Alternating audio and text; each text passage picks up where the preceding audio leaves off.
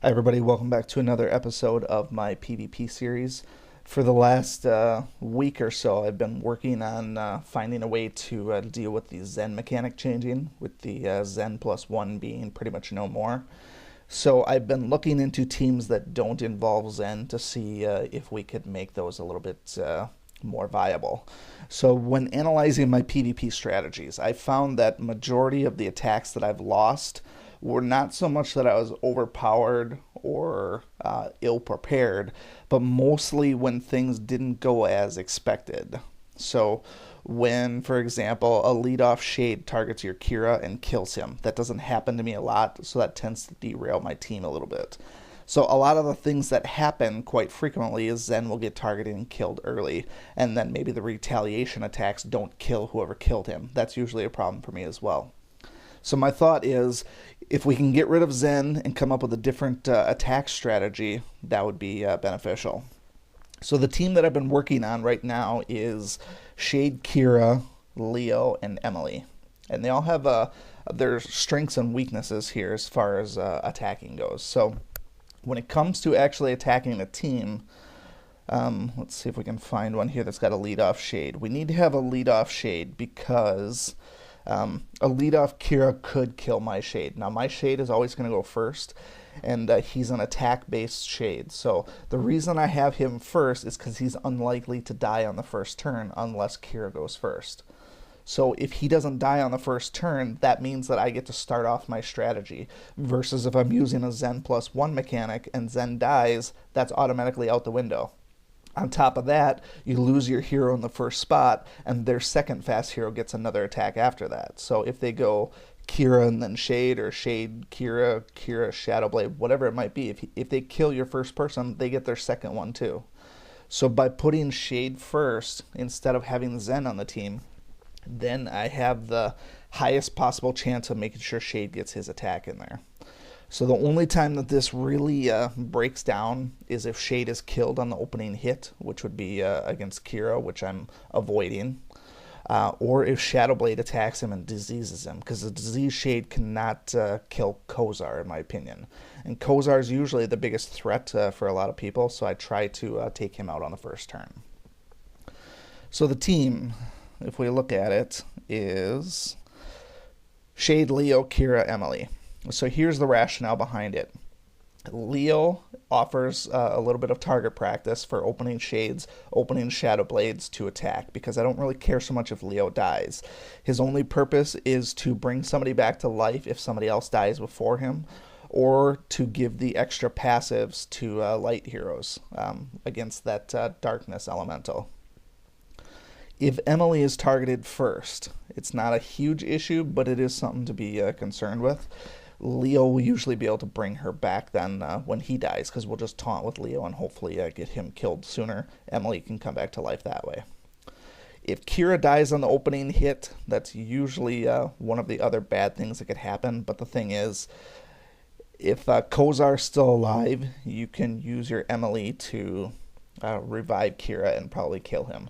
The only caveat to this here is the fact that if you have a Kozar Grognog team that you're going against, because Grognog is going to slow the team, which is going to prevent you from getting your revive off on Kira before Kozar actually goes. Now this team here is an interesting one to go against because of the Leo mechanic. Personally, I'm going to leave Leo out there, I think, and wait for him to just do his thing, because if I kill Kozar, then I just kill Leo. Kozar comes back and wreaks havoc on the team. So what I'd prefer to do, actually, is kill Kozar on the first turn, then focus my efforts on Shade and Grognog. And then, when Leo taunts the second turn, I'll actually use my Spirit Link with Shade to steal that and get a little bit of extra buff there, and then I should be able to take him out at that point. So let's see how this all stacks up. So his hero power is significantly less than mine. If you remember my previous video, though, the hero power doesn't mean anything. And I went into this one blindly without looking at runes because I'm trying to prove the viability of the team rather than worrying about things like hero power and what they're actually packing. So as always, you should review the runes, but this team, like I said, is a pretty decent team. I've seen Leo get targeted a bunch of times. I haven't ruined him up yet, so he can't really take a ton of damage. But like I said, it doesn't really matter that he dies. He's in there as more of a decoy to start with. So if all goes well, I should be able to kill Grognog, or not Grognog, I should be able to kill Kozar on this turn.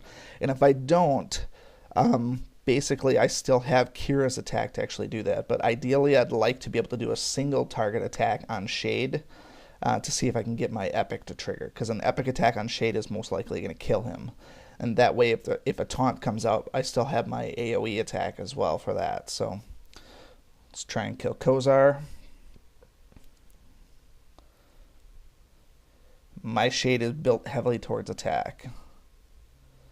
And didn't kill him. Doesn't look like it did a crit on him. Usually it does about 30,000 damage. So now I have to do my AoE here.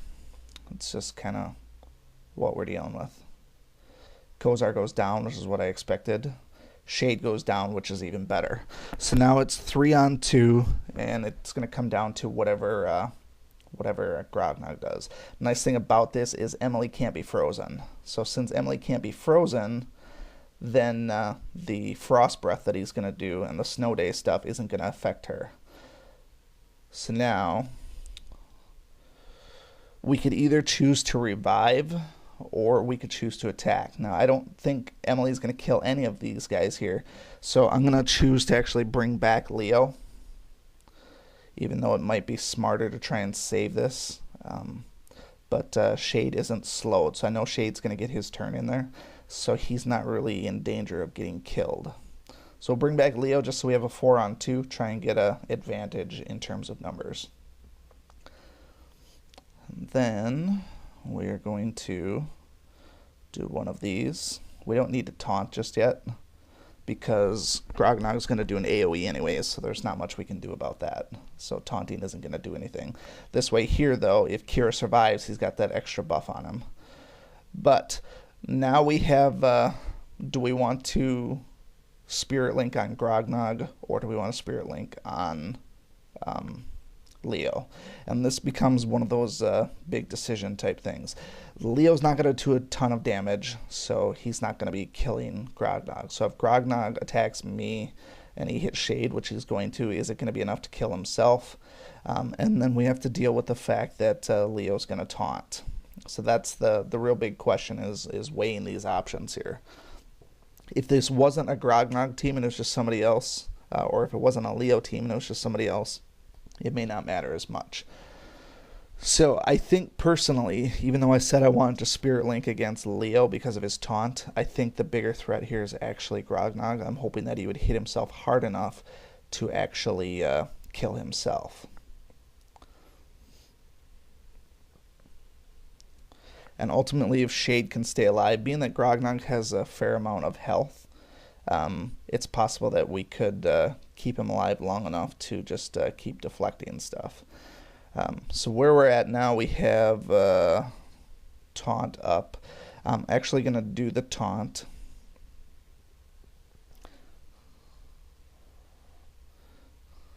Now some of you are probably thinking that I probably should have just killed Grognog there, which is probably okay. I mean, I probably could have done that, but being that he's Spirit Linked, I'm not overly concerned because I don't think he's going to kill anybody.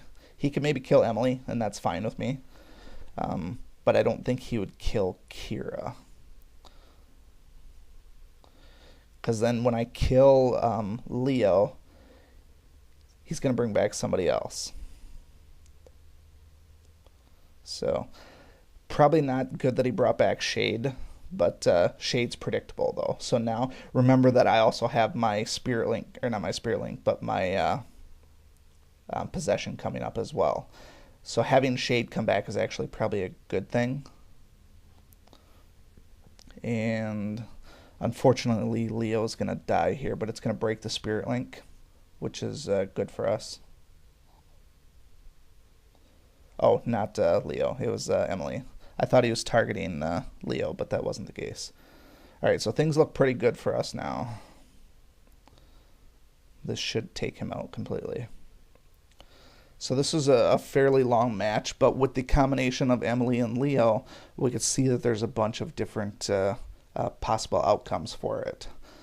So what I'm gonna do is I'm just gonna whip up a couple of other quick matches that I've done, so you can see that this was a live one that I just did while recording. But let me go back to some of the other ones that I did as far as testing goes, and show you how the teams play out depending on who you're going against. And then ultimately you can make the distinction if this is going to work for you. Now I think if I ruin out Leo a little bit better, he can maybe soak some damage. So the very first one that I tried this, I actually didn't use Emily, I used Arya instead. And this one actually worked pretty well. So another one that's fairly low hero power, but it's still the same old dealing with Kozar, dealing with Kira, dealing with Shade.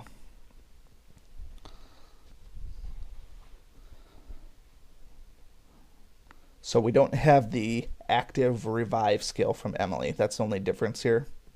I thought that by bringing in Arya, it'd be nice to have some extra dodge, and then if she dies early, Leah would just bring her back anyways, and hopefully she would just kind of, tear them apart little by little.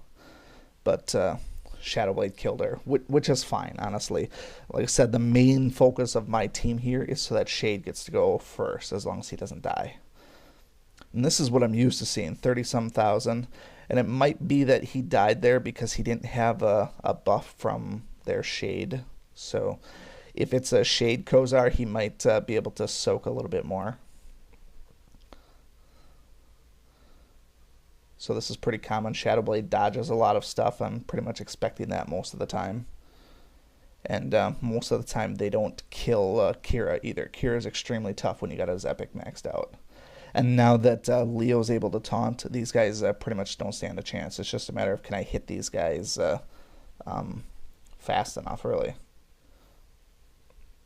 So we took out Shadowblade, which is nice. And now with a Spirit Link on Kira, there's nothing he can do. So he's basically one hit away.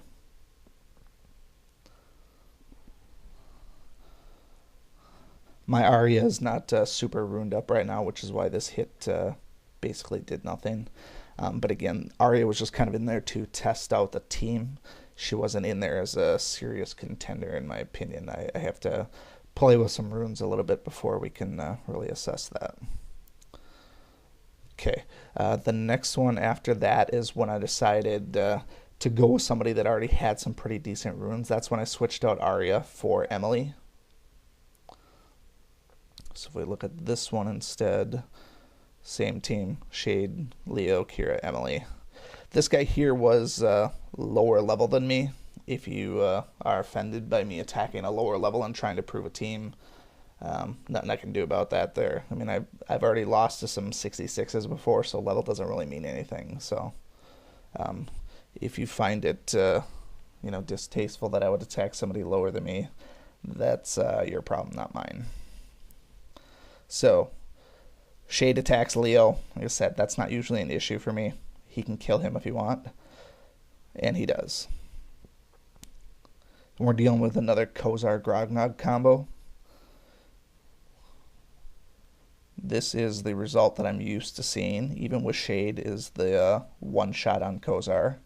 And that way, if Kira kills Shade at that point, not a huge issue, because I know that I'll be able to bring him back.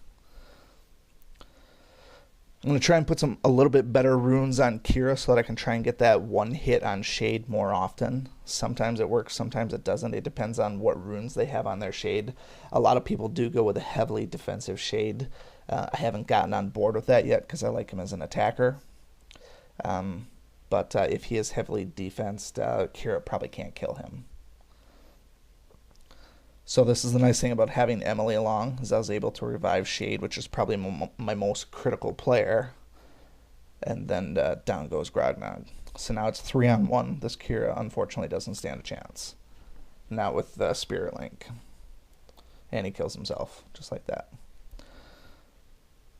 So after I ran this one, because that was a pretty stock team that I see all the time, is Shade, Kira, Grognog, Kozar. It's almost considered a meta team in my opinion. I see it on defense every single day.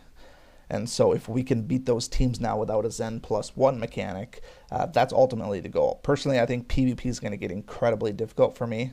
When I got into Legend 2, there's so many people with those superior champion runes, and it's going to be really hard for me. So I'm hoping to survive, but we'll see how that actually goes. So here's the last one that I did, just to offer something different. This team actually has Furnace in it, so you're going to see Furnace on defense quite a bit as well. That's part of the reason I attacked this one, because I wanted to see how that would be impacted once Furnace does his taunt, because the only person that would be able to attack then is going to be Shade, because he's immune to the taunt. So I wanted to see with that extra distraction out there. And again, Leo dies first. So Leo dying first is much more preferable to Zen dying first. As I said, the whole concept behind this is for Shade to get his attack first. Now this is probably what you could hope for the best. I don't see Shade kill Kira in one shot very often, but when it does, it's a great feeling. So I wasn't expecting Kira to go down there, but I was obviously going to take it. And then my Emily didn't die either, so that's good for me. So being that most of my team was full health, I decided to go ahead and res Leo. And now if somebody else dies, unfortunately, I still got the Leo passive there.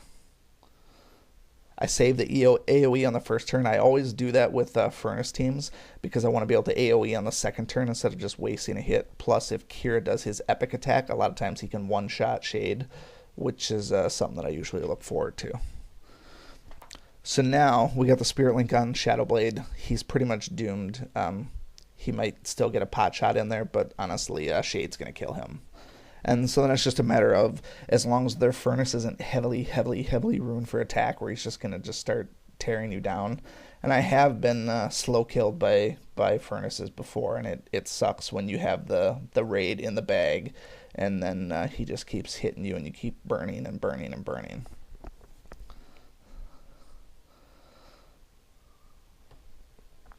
So I chose to not actually attack Shadowblade because I was waiting for him to just attack me and kill himself. Furnace was the bigger threat because he takes so many hits to kill. So I just kind of let that Spirit Link run its course. Replace Leo with Emily. Pretty much what I'm expecting here. The nice thing about having Emily is I could ultimately possess her too if I really needed to, but most of the time the defenders are going to be much better to possess. So we do have 3 or 4 good instances of this team working well. Just to prove that I'm not just a crafty video editor and picking and choosing my battles, I will show you another one that I expected to win, but I did not. So if we look at this one failed attack that I had here, it's still against sort of a meta team as far as defenders go. I've mentioned it in one of my other videos. I think there's honestly only going to be there's going to be less than 10 total heroes that you're going to find on PvP defense, I think. And that's just kind of how the game is steering these days. So you're going to see the same heroes over and over, so it's just a matter of how you choose to approach them. So the Shade opener, again, goes after Leo. Not uncommon, not unexpected. And he dies just like that. So, my normal game plan, attack Kozar, and I didn't look over the runes thoroughly, but he actually didn't get killed here, so that kind of derailed me a little bit. This is the nice thing about having Shade first and then Kira, because Kira can then kill him with his AoE attack. He usually doesn't die on the first turn. What threw this one for a loop, though, is the fact that Kira still didn't kill Kozar. That was the thing that ultimately ruined this raid. Because now I had to waste an attack with Emily, and even though she did an epic, I mean, it's kind of a bad deal. I would have loved to been able to attack Shade instead, because that epic attack on Shade may very well have killed him. So now I'm stuck with 2 people, only one is an attacker, and then Kira was able to do a huge shot on there, which I wasn't expecting Kira to be able to kill Emily, to be honest. But I also have to reevaluate my runes on Emily because she's still not surviving in PvP as much as I thought. So this came down to the Kira dodge game, which I did not win. So I have 1 more of these than I lost, so it's honestly I don't deserve to win them all. So anytime that I win based on luck like that, I don't have like having lucky wins. I would rather win because I picked a good team and came up with good tactics. If I'm going to get a cheap win, I'll take it for streak purposes. But like I said, in the interest of showing this for you guys as far as this team, I don't mind losing. So just to prove that I'm human, there's a loss. And also I'll quick show you my stats. I'm finishing in Legend 2, and it ends in 10 minutes. So I'll get the Legend 2 rewards. And then if you look at my stats, right now 76% win percentage, which it's decent, but it's certainly not good. Keeping in mind that I do have a lot of losses for workshopping teams and recording videos as well. Back before I started doing more PvP videos, my win percent was right around 90% or so. Until I get up to the Legend League. When I'm in the Champion and Warlord Leagues, that's when I get my big streaks of 14, 15, 20, around that streak. Usually, once I get to Legend, I get usually about streaks of 5 or 6 before I end up losing one, due to those things I mentioned earlier about just things not going your way, somebody doing an attack that you just weren't expecting, somebody dying by somebody that you weren't expecting, little things like that, or just having a raid in the bag and then all of a sudden a furnace with basically no health dodges 3 straight attacks and then kills you. I mean, little things like that. And that's part of the game, is the RNG factor, which makes it a little bit more worth playing, so you're not always just winning. So I don't find the challenge in just winning every single match. So all right, so that is going to wrap up this episode here. If you have any other thoughts on some no Zen teams, I would love to hear them. I would gladly workshop them once I get into the next season. Obviously, some of them might be more beneficial once I get back up to the Legend League. Those of you that are in the Champion and Warlord, sometimes you're not going to see the same quality of defenders, and it also depends on your hero level as well. So feel free to let me know any of your suggestions and comments, concerns, and I will gladly look into them. So with that, let's go ahead and wrap this up, and we will see you next time. Thanks.